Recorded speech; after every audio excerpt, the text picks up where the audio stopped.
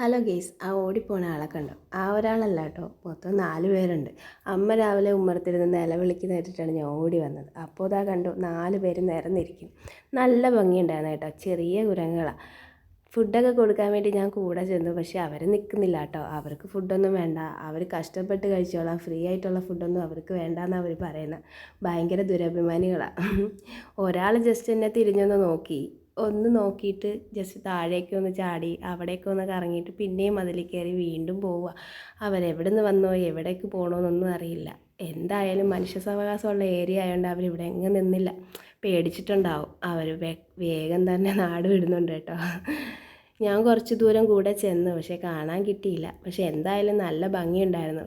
മുഖമൊക്കെ കാണാൻ നല്ല ക്യൂട്ടായിട്ടുണ്ടായിരുന്നു. കുഞ്ഞു കുരങ്ങുകളാണ് കേട്ടോ.